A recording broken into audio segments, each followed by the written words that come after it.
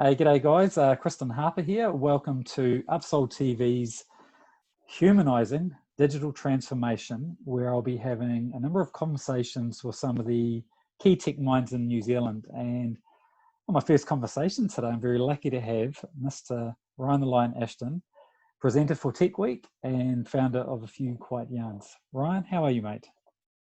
I'm very good, thanks, Kristen. Appreciate you having me on these discussions.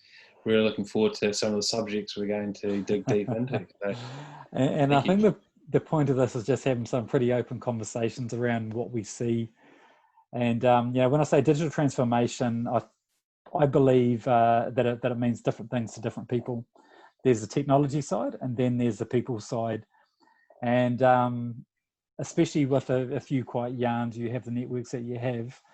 I'd love to have these conversations with you just around the people side of it, because you obviously see this quite a lot. So I think we jump straight into your post from the other day, just around it. I think that'd be a really good place to start, because any technology that goes into any organization gets sold by a salesperson. And there's a real stigma around salespeople. Well, not all salespeople, but some salespeople. But can you talk me through that post, mate? Yeah, well, I think stigma is fine, and stereotype is also fine, because it does there is a stigma. It doesn't mean that everyone, not everyone is the stereotypical salesperson. So you're a salesperson, I'm a salesperson. I think neither of us are the stereotypical salesperson. And what the post was about, so AFQY has a no selling rule, and it is about changing behaviours. So it's about encouraging good sales behaviour and good human behaviour overall. And what that post was talking about, which I think a lot of people miss the point, is that it's generally a reaction to the environment you're in and the pressure. So I've nearly been fired for my results, for non-performance.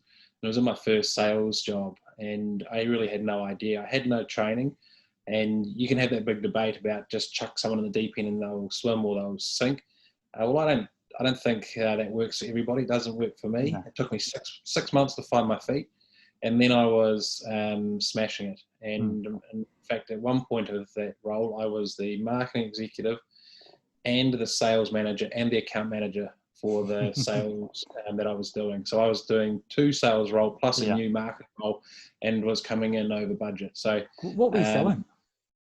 This was advertising. Okay, yeah, which is a tough gig at the best of times. Yeah, and predominantly print advertising in the tech industry, where everyone was reading online. So.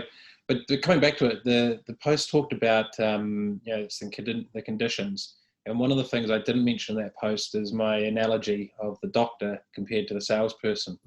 So when a salesperson starts, they generally are fresh-faced, enthusiastic, keen, want to go and change the world and do all these great things, and then the realities set in and behaviours change. And that happens over time. So if you look at a doctor, they go into A&E. And I use the example of the first major car accident comes in, and the person's head is hanging on by a thread, and the new doctor just vomits everywhere and loses their guts because they've never seen anything.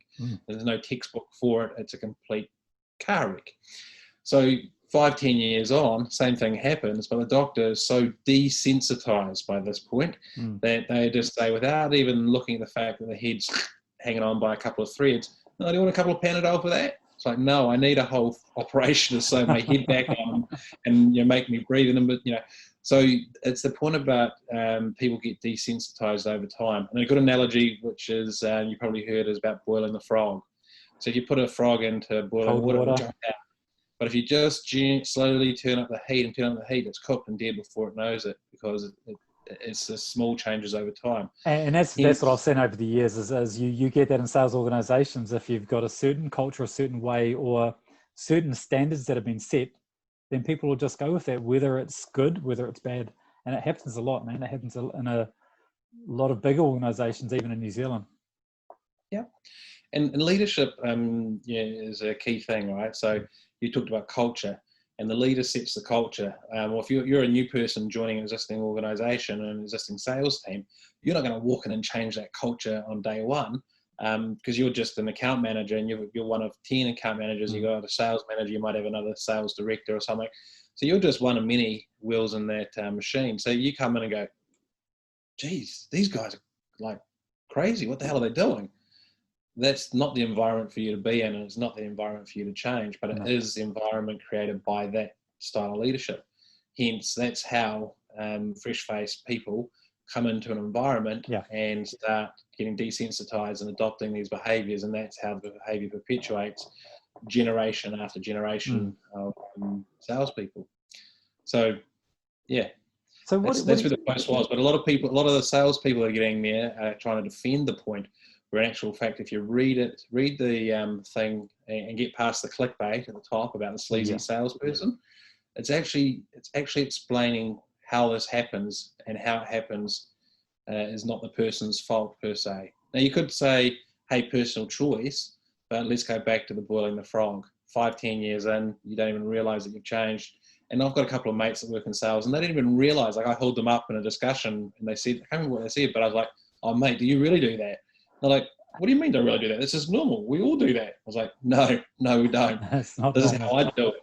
And they were like, oh, really? Yeah, shit.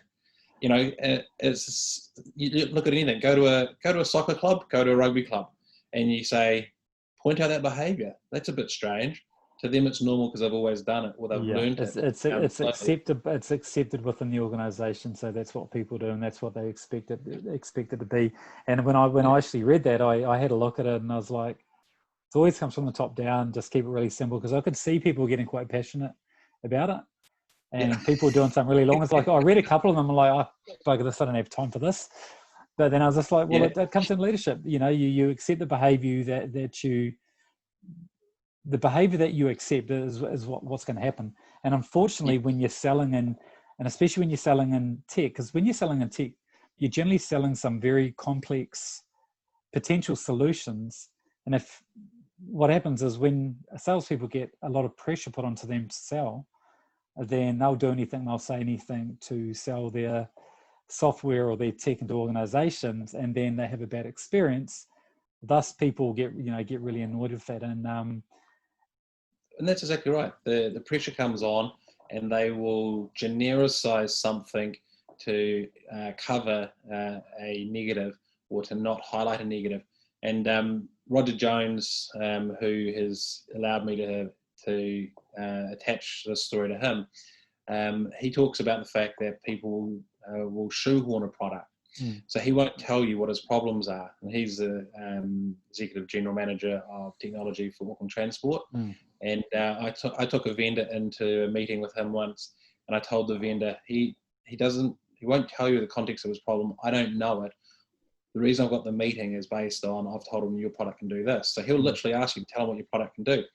Now that vendor went to their boss, who went to my boss, and my boss came to me and told me off because I didn't have the context. And I said, this is not how, okay, and we'll just play it out. So I said to my boss, you got to trust me and roll with it and back me. So anyway, we go into the meeting, and as we're walking in, the vendor asked me again.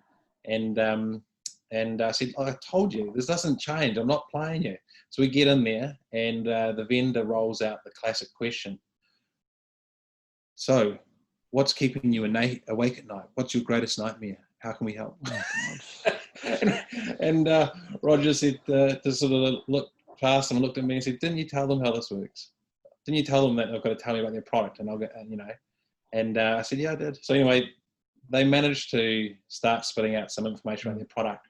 But the point is that vendor was so conditioned to, let's understand their problem and then match our solution to it. And this is where you just can't get into the amount of detail that's required to actually go. And that's why I responded to an RFP once that had 1,000 specific questions. Does it do 1? Does it do 2? Does it do 999? Does it do 1,000? And that's how specific it got. So yeah, you imagine having a sales discussion around that. And the funny thing is, though, I had a meeting recently with a solutions engineer with one of the banks, and we were looking at selling one of our products in there. And through the whole meeting, I had one of my technicians with me, and he kept asking me a lot of questions. So I kept reverting back to my colleague because he's a technical one. And I could sort of see the direction that it was going in. And for about half an hour, he's doing that. And I stopped him right in the middle of it. And I just said, like, two things. You know, how do we best work with you, and what pisses you off about salespeople? And he sat back and he looked at me, and his whole demeanor changed. He smiled and he goes, you know what pisses me off about salespeople? When they walk in, they talk about shit they know nothing about. And he went on this rant for about 5 minutes. Yeah, I can imagine. But then after that, he goes, I said, okay. I said, great. I said, he's here because he's my technical guy. He knows what he's talking about. He makes stuff happen. My role is to make sure that we execute and that we deliver on the promises. Does that work for you? And he smiled and he said, yes. And we ended up actually working with him. But it was just taking accountability. And I'll put my hand up. If I don't know shit, yeah, I'll say it. And people respect that more than you talking stuff that you know nothing about, because you, as a buyer, you know when somebody's lying to you, you know when somebody's bullshitting you. You've just got to be, you just got to be up front. But hey, I think that might be a nice segue into our next conversation. So thanks for your time, Ryan, and we'll speak to you again soon, buddy. Cool. Thank you very much. Cheers.